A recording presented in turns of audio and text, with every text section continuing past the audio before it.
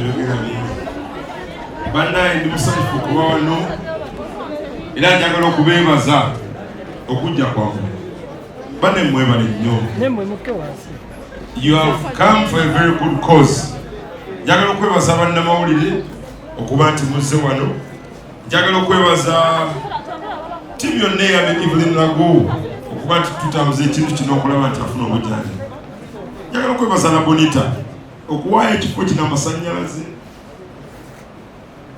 abakozi abakolerawo.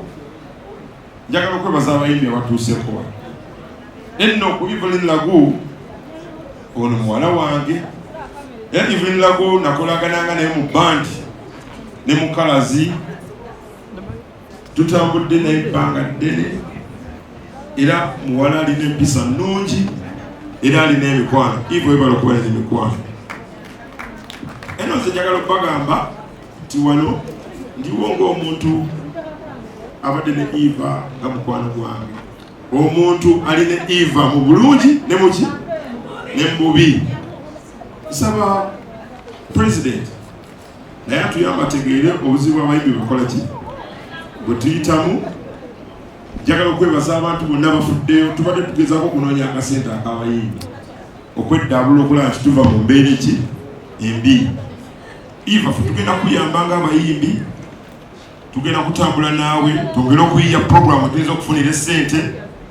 Nayogeddeko n'abantu aba insurance era bakkiriza tugenda kukola meeting tulabe nti buli muyimbi mu Uganda bw'aba nga akkiriza nti muyimbi abeere nga insurance esobola omuyamba. Kati ekizibu nga kino ekyajjidde babeere nga batuleetayo kasente nga si kakusonda. Nze nga chairman wa National Culture Forum tulina bingi bye tujja okuleeta.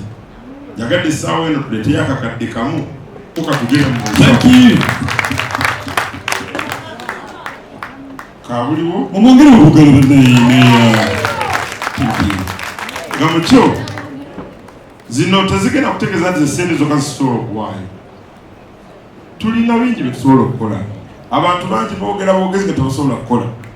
Njagala abayimbi abali eyo kino ekya Eva kituufu nti mulwadde tasonda busozi sente gyagala kola ki kwebeezaawo. Naye ate ne tugamba n'abakulu kuba tuli mu meeting n'aba Minister of Health okulaba nti industry bagita ebivulu biddemu okukola. Tulabe nti omuyimbi tabeera na ku mbeera eno tukola ekivulu kimu enambula etuba nga sente okoze ki tuzizeeyo. Banaye njagala okubeebaza, saagala kwogera bigambo bingi. Njagala okwebaza bonna abasobodde okusonda kye basobodde okuleeta. Ne bw'oleeta nusu 100, ne bw'oleeta nusu 100, ne bw'oleeta akawumbi, mwenna muba mukoze eki muleese. Mbeebasiza nnyo mwenna abazze. Saagala kwogera kubeera mwogezi wa lunaku naye nga njagala twagalane, njagala tubeere nga tweyagala. Evelyn tujja kubasaba tumuyambe. Tewali adizaavinga kufa, tewali adizaavinga kuweebwayo.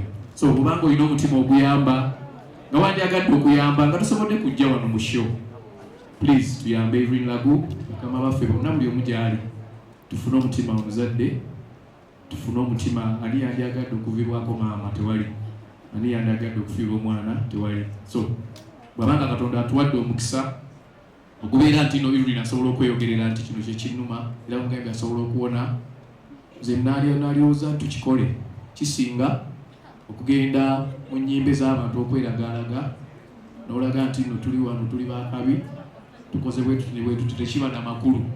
Naye tugezeeko tumujjanjabe mu bbeeyi. Mukama oba oli awo ajja kuyamba, ajja kuzeebye.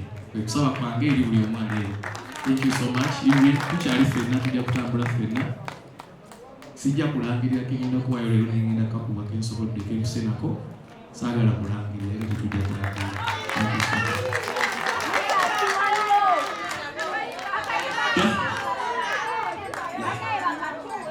Bagala akayimba kalala. Akayimba kamu papa. Abayimbi bangi, abayimbi bangi.